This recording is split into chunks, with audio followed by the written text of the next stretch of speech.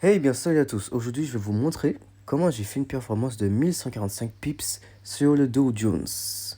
Vous avez vu, c'est envoyé sur mon canal Telegram Trading Indies le 18/5/2022, donc c'est tout récent. Et j'envoie en général toutes mes performances, comme ça là. C'est pas ça, plutôt ça, les trucs comme ça, pour un peu inspirer les gens. Et les inspirer à vouloir apprendre ce que c'est le trading et apprendre et comprendre que on peut faire de l'argent en fait. Même dans une tendance baissière comme ici, j'ai réussi à prendre un achat. Donc, c'est clairement possible. Et en fait, je veux sensibiliser au trading parce que la plupart des gens qui se sont enrichis lors des cracks, lors des récessions économiques comme ce qui va se passer actuellement, bah, c'est les gens qui savaient shorter, c'est-à-dire vendre quelque chose, genre shorter les titres hypothécaires, shorter les indices comme je fais actuellement à chaque fois. On anticipe, on essaye d'anticiper plutôt parce qu'on ne peut pas anticiper les sentiments humains, car le trading, ce sont des sentiments humains. Mais on peut essayer à chaque fois, même si on apprend un petit peu, essayer d'anticiper un crack ou quelque chose qui va se passer de mauvais.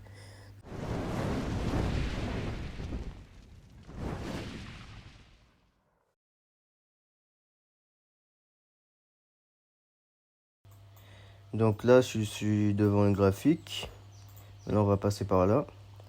Donc pour les news, j'utilise CNBC parce que c'est la meilleure chose en fait. Les Américains sont toujours devant tout le monde en termes d'économie et de finances. Donc pour prendre les news économiques, pour avoir une vision de la fonda, c'est mieux d'aller sur CNBC. Donc bon, j'ai pas retrouvé tous les articles puisque là, ils mettent à jour bien vite. Du coup, je vais faire un petit résumé. En gros, ben, c'est la merde. Ben, en gros, qu'est-ce qu'il y a? Il y a la remontée des taux de la Fed, il y a l'inflation qui est historique. À chaque fois, ça augmente, alors que à chaque fois, ils disent que ça va, c'est le pic est atteint, le pic est atteint. Du coup, comme ça augmente et que le pic, ils disent que le pic est atteint et comme c'est faux, ben forcément, les investisseurs, ils sont encore plus inquiets, ils ont moins confiance aux soi-disant experts qu'il y a dans les hautes fonctions de la finance. Ensuite, ben, il y a les craintes aussi avec la guerre en Ukraine, avec la Russie. Il y a les craintes, même si on ne le dit pas, de la Chine, Taïwan, tous ces trucs-là. Il y a les craintes de pénurie actuellement, puisqu'il y a il y a l'Inde qui a fermé toute exportation de blé dans le monde, en fait. Sachant que c'est le deuxième exportateur mondial. Donc il y a un tas de trucs de famine qui pèsent déjà. Il y a déjà des rationnements d'huile dans des supermarchés. Ça, c'est en France. Je ne sais pas pour les États-Unis. En gros, c'est la merde totale dans le monde actuellement. Sans parler de la variole qui arrive là actuellement. La variole de singe. Donc, tous ces éléments font que le Dow Jones il va faire que descendre parce qu'il y a une instabilité économique, systémique et conjoncturelle actuellement. Du coup, tout ça donne une vision fondamentalement parlant baissière. Donc, qu'est-ce qu'on voit un jour?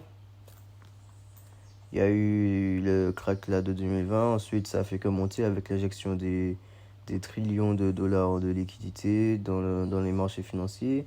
Tout le monde était content. Chaque bas, on achetait. Un bas, on achetait. Un bas, on achetait. Donc, à chaque fois, ça montait jusqu'au problème qui se passe là actuellement. Ce qui fait qu'il a stagné. Et pendant cette période de stagnation, en fait, ce qu'il nous dessinait était tout simplement une distribution. Donc c'est tout simplement une distribution qui commence là actuellement. Donc il y a la phase d'arrêt et tout. Il y a le fail. Il y a l'STK et tout ça. Ensuite il y a la prise de liquidité du ST. Ensuite il y a tout ce qui est UT-UTAD par là. Ensuite le retest. On fait encore une autre redistribution UT-UTAD. Ensuite ça descend. Donc c'est vraiment une grosse distribution qui se mettait là. Du coup on pouvait anticiper tous les UT et tous ces trucs là en descendant dans les unités de temps. Du coup, bon, on voit globalement que c'est une distribution, que les marchés sont inquiets. Du coup, forcément, la vision est globale et baissière. Donc, qu'est-ce qu'on fait? Ça veut dire que vente 80%, achat 20%. Donc, si on respecte la règle des 80-20, ça, une fois qu'on vend à chaque fois, on est dans les 80%. Une fois qu'on achète, vous voyez bien, les achats ne durent jamais longtemps. Donc, c'est les 20%. À chaque fois, ça redescend directement. Qu'est-ce qu'on voit? À chaque fois, ça vient faire un pic, ça redescend. Ça vient faire un pic, ça redescend. Ça vient faire un pic, une redistribution, enfin une distribution, ça descend, cassure. Donc, ça revient faire un pic pour prendre la liquidité des gens qui sont rentrés en vente. Ensuite, ça descend. Donc, le plan, c'est de chercher des pics. Là, je vulgarise vraiment.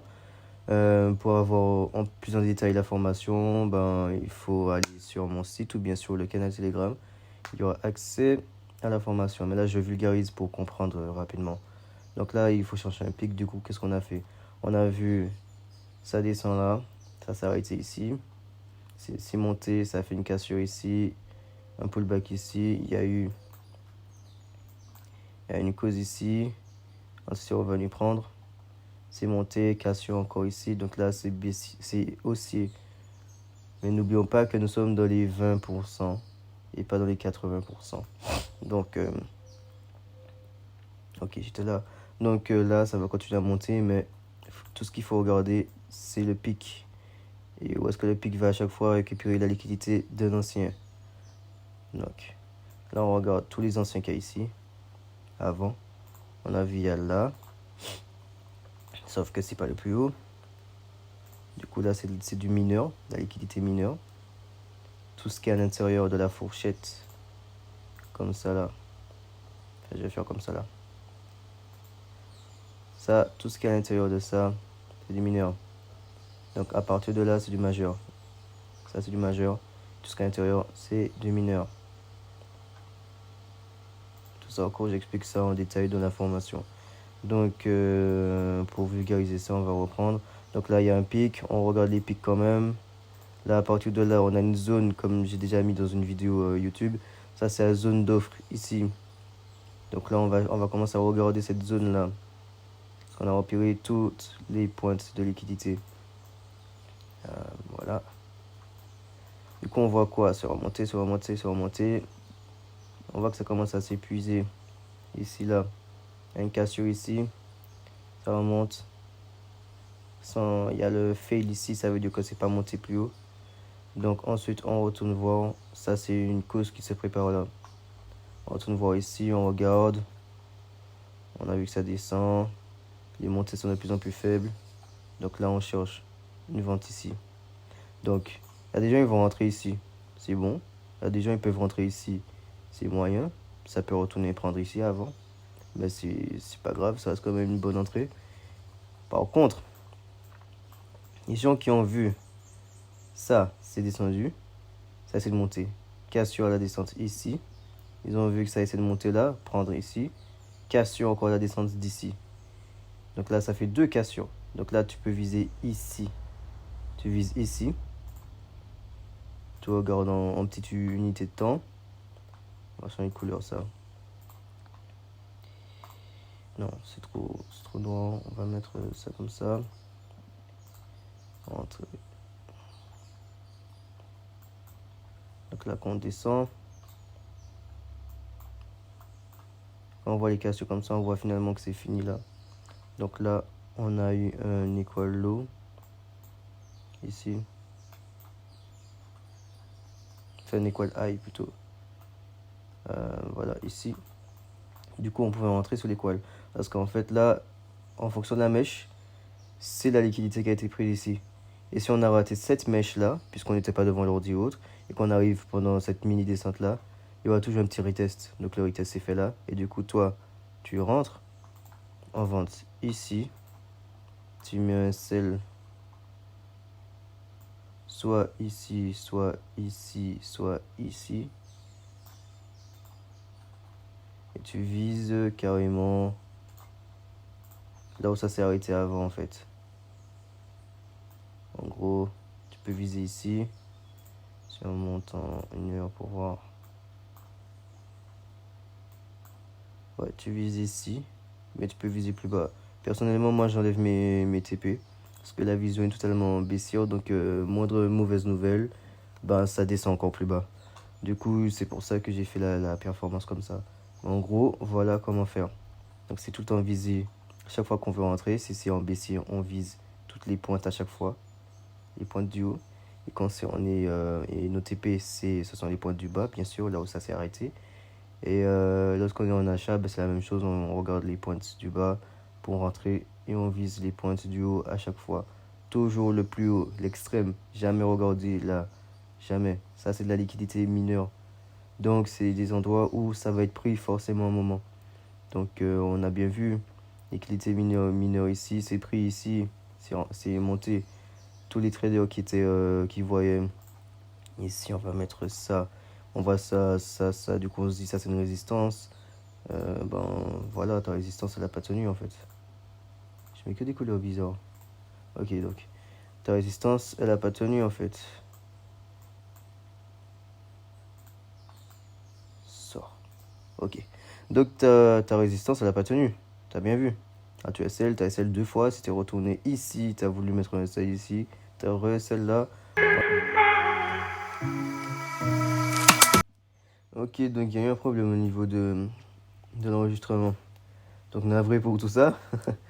Du coup, je disais à ce moment-là que, en gros, ben voilà, j'étais sur la fin dans tous les cas. Donc, c'est les liquidités mineures, c'est à proscrire. Faire attention, à part si tu veux gérer tout ce qui est fractal et tout. Mais ça encore, c'est de l'information, c'est des trucs beaucoup plus forts, beaucoup plus complexes à comprendre sur le temps. Il faudra de l'entraînement, beaucoup de backtests comme ça, là, les backtests comme ça. Et voilà, on regarde, on s'entraîne, on regarde les entrées. Comme ça, là, il y avait une jolie entrée en achat ici. Donc voilà. Donc ensuite, bah, c'est ça en fait. Liquidité mineure à proscrire. Si t'es rentré, si t'étais rentré comme un shortiste ici, t'as vu une résistance, bah, au final, t'as été SL. Ça redescend, t'as pas envie de rater, t'es émotionnel, tu rentres en vente ici, tu mets le SL ici, c'est retourner prendre parce qu'il y a le retest encore. Donc après ça descend, ça descend, ça descend, ça encore retest ici. Et du coup là tu te dis bon j'ai pas envie de rentrer parce que ça va encore remonter tout en haut là. Non en fait là ça c'était le dernier ici. Du coup là boum ça descend. Et là t'as envie de rentrer. Des fois t'as raison si t'es rentré au bon moment. T'es encore bien là. Si t'es pas trop émotionnel, tu es parti, t'as sécurisé tes gains. Du coup t'as rayé les pertes. Sinon, ben, ça peut remonter là, ici, hein, parce que là, ça a fait une cassure ici. Donc ici, c'est PSY. Donc ça va combler ce déséquilibre ici. Ça va combler forcément à un moment. On ne sait pas quand, vu que la tendance est baissière fondamentalement. Sauf qu'il faut jamais, jamais, jamais sous-estimer les marchés et ceux qui ont raison. C'est pour ça qu'il faut savoir bien, bien, bien gérer son money management et ses positions. Parce que voilà quoi, le marché, c'est l'être humain. Tout ça là, derrière ces bougies-là, ce sont des millions d'êtres humains, des investisseurs qui, à la moindre occasion, vont retirer leur gain parce qu'il y a un problème dans le monde, dans le système, tout est défaillant actuellement. Dans l'économie, tout est défaillant actuellement. Donc, voilà quoi, il faut vraiment prendre ça en compte. Il faut se dire que toutes ces bougies-là, c'est de l'être humain. Et dans le monde actuellement, il n'y a pas plus insensé et imprévisible que l'être humain. Donc voilà, c'était tout pour cette vidéo. Allez, tchuss!